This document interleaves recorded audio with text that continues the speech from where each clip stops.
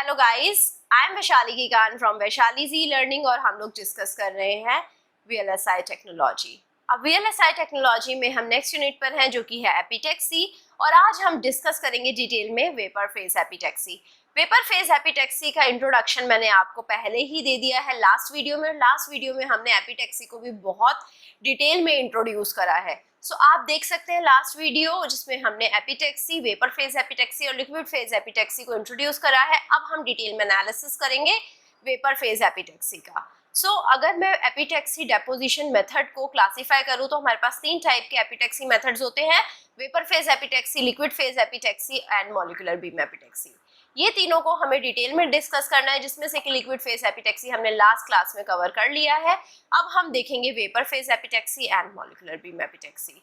Vapour phase epitaxy ये है क्या? It's a specific type of chemical vapour deposition.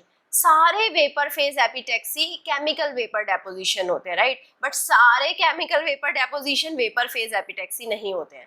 Chemical vapour deposition एक ऐसी प्रोसेस है जिससे हम कोई भी मटेरियल को डिपॉजिट कर सकते हैं।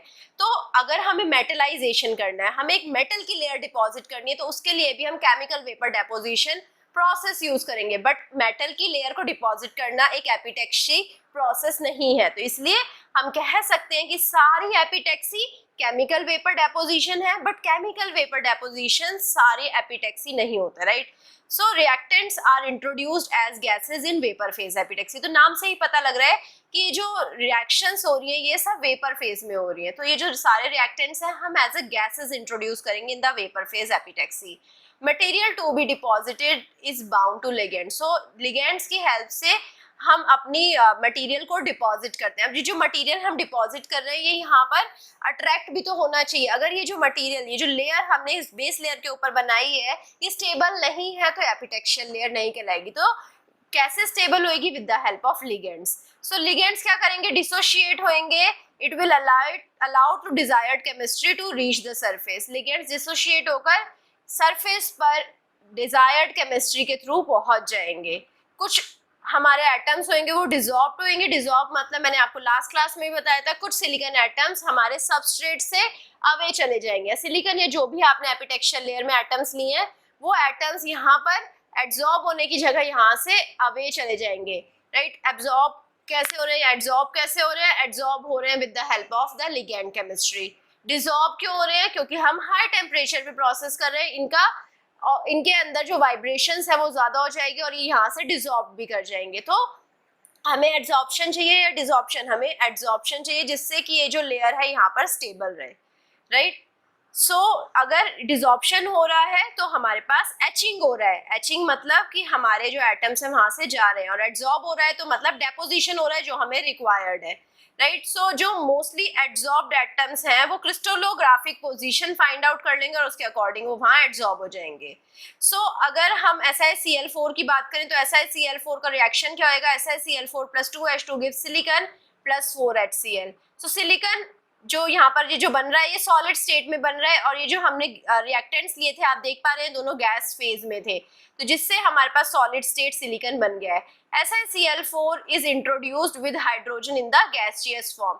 SiCl4 और हाइड्रोजन दोनों गैसियस फॉर्म में है, और ये क्या फॉर्म कर रहे हैं? Silicon in the solid form और HCl in the gaseous form. तो ये silicon solid plus HCl gas बना रहा है। SiH4 also will break via thermal decomposition. SiH4 क्या करेगा? वो डायरेक्टली, उसको हाइड्रोजन की रिक्वायरमेंट नहीं है, वो SiH4 डायरेक्टली ब्रेक डाउन कर जाएगा और सिलिकॉन और हाइड्रोजन दे देगा, राइट। इन दोनों के कंपैरिजन में हम देखेंगे कि SiH4 है जो वो 900 डिग्री सेल्सियस पर हो जाता है, बट SiCl4 जो डिसोशिएट हो रहा है और it will react to give Si, ये कब होएगा? 1100 डिग्री सेल्सियस पर होएगा। तो ये जो रिएक्शन आप देख पा रहे हैं रिवर्सिबल है।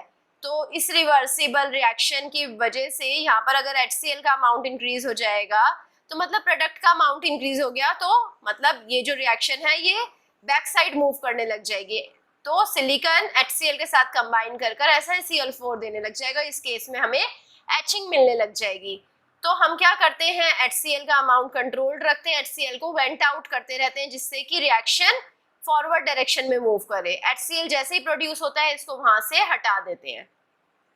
Coming to the flow of gases. अब जो फ्लो ऑफ गैसेस है, गैसेस के स्पीड से मूव कर रही है इस पर भी ये जो एपिटेक्शियल लेयर डिपॉजिटेड है इसका विड्थ और इसकी कैरेक्टरिस्टिक डिपेंड करती हैं। तो अब जो फ्लो ऑफ गैस है उसको कैसे कैरेक्टराइज करेंगे? फ्लो ऑफ गैस को हम कैरेक्टराइज करेंगे रेनॉल्ड नंबर से।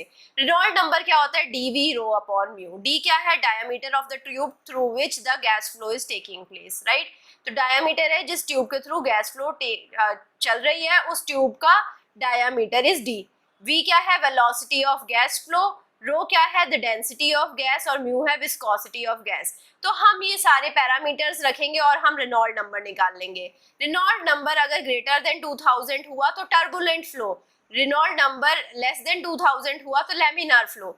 सो रेनॉल्ड नंबर के ऊपर गैसेस का फ्लो डिपेंड करता है हमें कौन सा फ्लो चाहिए होता है, हमें टर्बुलेंट चाहिए होता है या लैमिनार चाहिए होता है? हमें लैमिनार फ्लो चाहिए होता है। तो गैस फ्लो को हम वेपर फेज एपिटैक्सी के लिए अप टू 500 ही रखते हैं। 500 किसके अंडर आता है? लैमिनार फ्लो के अंडर आता है। तो अगर हम टर्बुलेंट फ्लो कर देंगे तो उस केस में हम प्रॉपर एपिटैक्शियल लेयर डिपॉजिट नहीं कर पाएंगे। गैस फ्लो बहुत फास्ट है तो एपिटैक्शियल लेयर डिपॉजिट नहीं हो पाएगी। और जो थिकनेस है उसे भी कंट्रोल करने के लिए हमें क्या चाहिए? लैमिनार फ्लो चाहिए। रेनॉल्ड नंबर कम करेंगे तो हम थिकनेस को कंट्रोल कर सकते हैं। जितना गैस का स्पीड कम होएगा उतना ही उसका रिएक्शंस को हम कंट्रोल कर सकते हैं अपने अकॉर्डिंग। जितना रिएक्शंस को कंट्रोल करेंगे उतना thickness of epitaxial layer control हो जाएगा। अब रेनॉल्ड नंबर है डीवी रो अपॉन म्यू। तो यहाँ से अगर हमें विड्थ ऑफ स्टैग्नेंट लेयर निकालना हो तो विड्थ ऑफ स्टैग्नेंट लेयर होता है dx upon nr under root. So under root dx upon nr। nr क्या है? Reynold number. यहाँ रेनॉल्ड नंबर की वैल्यू क्या थी? dv rho upon mu. तो dv रो अपॉन म्यू डाल देंगे यहाँ पर तो y width of stagnant layer आ जाएगा mu x upon d rho under root. So width of stagnant layer क्या है? Boundary layer. मैंने आपको बताया था बाउंड्री लेयर क्या होती है। बाउंड्री लेयर मैं आपको फिर से बताती हूँ इस रिएक्टर के हिसाब से। सो ये जो हमारा रिएक्टर है, इस रिएक्टर में लेट सपोज हमारे पास यहाँ से मूव करेंगी और ऐसे ऐसे मूव करेंगी, राइट।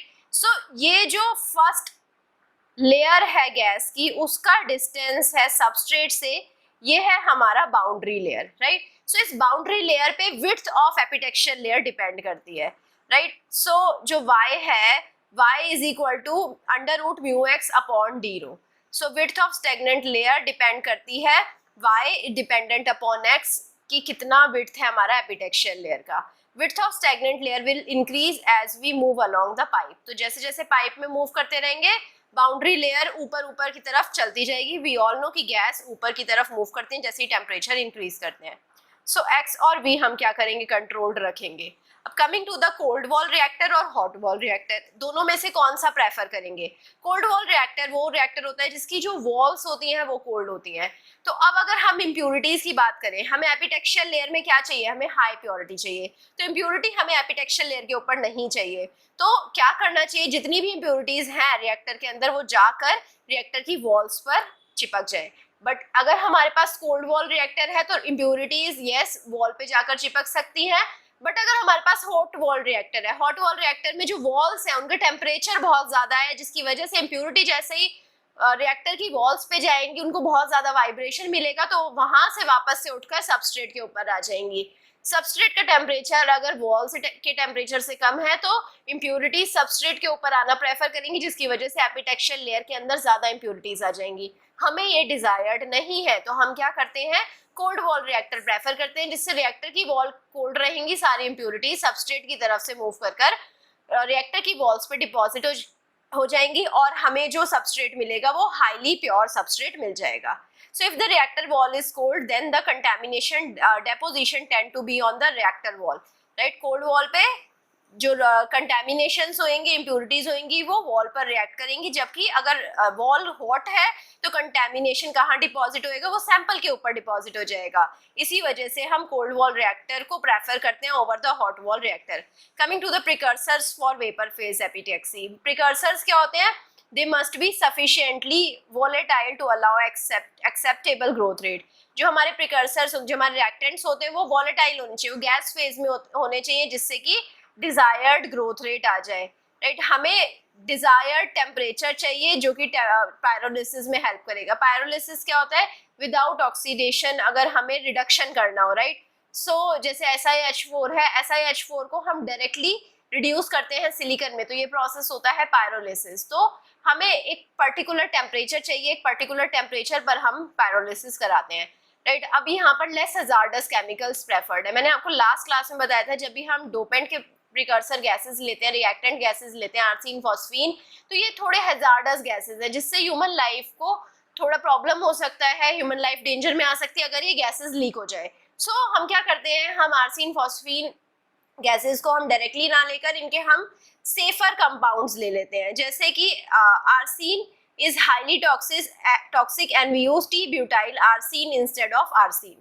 तो T-butyl arsine इसका एक जो कंपाउंड है हमने वो यूज कर लिया आर्सिन की जगह, जिससे कि अगर इवन ये लीक हो जाए तो ह्यूमन लाइफ को डेंजर ना आए। Vapour phase epitaxy technique distinguished by the precursors use. तो अगर हमने कैसे प्रिकर्सर्स यूज करे, हमने SiH4 लिया है, हमने SiCl4 लिया है, हमने SiH2Cl2 लिया है, तो प्रिकर्सर के ऊपर वेपर फेज एपिटेक्सी बहुत ज्यादा डिपेंड करता है। कमिंग टू द रिएक्टर्स, तो जो रिएक्टर है, first type of reactor is the barrel reactor. ये ड्रम काइंड का स्ट्रक्चर होता है, राइट। तो आप देख पा रहे हैं यहाँ पर ये जो हमारी गैसेस मूव कर रही हैं वो यहाँ से मूव कर रही हैं और ये ऐसे ऐसे कर ऐसे मूव करेंगी इसके अंदर, राइट। सो ये जो गैसेस मूव कर रही हैं यहाँ पर, ये गैसेस मूव करने के लिए यहाँ पर क्या होएगा, तो ये जो गैसेस मूव कर रही है यहाँ पर, ये जो वेफर्स रखे हैं, वेफर्स के ऊपर गैसेस मूव करेंगे और यहाँ से सिलिकॉन डिपॉजिट हो जाएगा इन वेफर्स के ऊपर। सो गैसेस यहाँ पर, क्योंकि हमारे पास हीटर्स हैं, हीटर्स क्या करेंगे, इस गैसेस का रिएक्शंस करवा देंगे और इन वेफर्स के ऊपर हमारे पास एपिटेक्शियल लेयर बन जाएगी। तो अब ये ड्रम काइंड का स्ट्रक्चर है। ड्रम काइंड के स्ट्रक्चर में जो बाहर वाली लेयर है, बाहर वाली लेयर के ऊपर हमने वेफर होल्डर्स लगा रखे हैं और उसके अंदर हमने वेफर्स लगा रखे हैं, राइट। अब गैस जैसे ही आएगी, गैस आकर इस वेफर के ऊपर जैसे ही आएगी वैसे ही रिएक्ट करेगी और वेफर के ऊपर हमारे पास एपिटेक्शियल लेयर डिपॉजिट हो जाएगी, राइट। अब हाई टेम्परेचर कैसे दे रहे हैं, with the help of radiating heating coils. Coming to the vertical reactor, vertical reactor में क्या हो रहा है, आप देख पा रहे हैं कि यहाँ पर हमारे पास जो गैसेस है, सो गैसेस ने यहाँ पर वर्टिकल मैनर में मूव करा, तो यहाँ पर ये क्या करेंगे, यहाँ पर जैसे ही पहुंचेंगी और यहाँ से सरफेस से फिर से डिफ्लेक्ट होकर ये नीचे आ जाएंगी वापस। सिमिलरली यहाँ से मूव करेंगी, यहाँ तक पहुंचेंगी और सरफेस से रिफ्लेक्ट होकर वापस आ जाएंगी। तो गैसेस कैसे मूव कर रही हैं, गैसेस यहाँ पर आप देख पा रहे हैं वर्टिकली मूव कर रही है, तो इसे हम वर्टिकल रिएक्टर कह रहे हैं। ऑल्दो यहाँ पर अगर आप सबस्ट्रेट देखें तो सबस्ट्रेट यहाँ हॉरिजॉन्टली प्लेस्ड है, यहाँ पर हॉरिजॉन्टल प्लेटफॉर्म है, उसके ऊपर हमारे वेफर्स रखे हैं, राइट। सबस्ट्रेट हमारे हॉरिजॉन्टली प्लेस्ड है, देन जो हमारी ये जो गैस मूव कर रही है ये हमारी वर्टिकल मूव कर रही है, इसलिए ही हमारे पास इसे वर्टिकल रिएक्टर बोल पाते हैं, राइट। सो यहाँ पर ये जो रिएक्टेंट्स और बाय प्रोडक्ट है वो यहाँ से मूव आउट करेंगे, राइट। यहाँ से सारे रिएक्टेंट्स और बाय प्रोडक्ट्स मूव आउट कर जाएंगे। Coming to the horizontal reactor, मैंने आपको हॉरिजॉन्टल रिएक्टर के बारे में बताया ही था। गैसेस मूव करेंगी लाइक ऐसे, और गैसेस जैसे जैसे आगे आगे मूव करती जाएंगी इनका हाइट सबस्ट्रेट से बढ़ता जाएगा। अब क्योंकि हमें बाउंड्री लेयर को फिक्स रखना है, बाउंड्री लेयर के ऊपर ही हमारी वेफर की एपिटेक्शियल लेयर की थिकनेस डिपेंड करती थी, तो हमें यहाँ से प्लेटफॉर्म से लेकर बाउंड्री लेयर का डिस्टेंस कांस्टेंट रखना है। इसलिए क्या करते हैं, हम प्लेटफॉर्म को टिल्ट कर देते हैं। बाउंड्री लेयर ऐसे जा रही है, बाउंड्री लेयर ऐसे जा रही है, प्लेटफॉर्म ऐसे रहेगा, तो बाउंड्री लेयर और प्लेटफॉर्म के बीच में डिस्टेंस वेरी होता रहेगा, जिसकी वजह से जो एपिटेक्शियल लेयर बनेगी उसकी थिकनेस वेरी होती रहेगी। तो हम क्या करते हैं, इस प्लेटफॉर्म को भी टिल्ट कर देते हैं, जिससे इन दोनों के बीच का डिस्टेंस कांस्टेंट रहता है through out the length, right. तो अगर हम यहाँ पर देखें, यहाँ पर देखें या यहाँ पर देखें, तो हमारा जो बाउंड्री लेयर और प्लेटफॉर्म का थिकनेस है वो हम सेम रखेंगे by tilting the platform. So I hope आपको बेसिक्स ऑफ वेपर फेज एपिटेक्सी और रिएक्टर्स अच्छे से समझ आए होंगे। तो अगर आपको अभी भी कुछ डाउट है तो उस डाउट को कमेंट सेक्शन में जाकर लिख दीजिए। I will be trying to resolve your doubt as soon as possible. I hope अगर आपको सेशन पसंद आया आप लाइक करेंगे, सब्सक्राइब करेंगे, दोस्तों के साथ शेयर करेंगे and also you will give me your feedback. Thank you so much.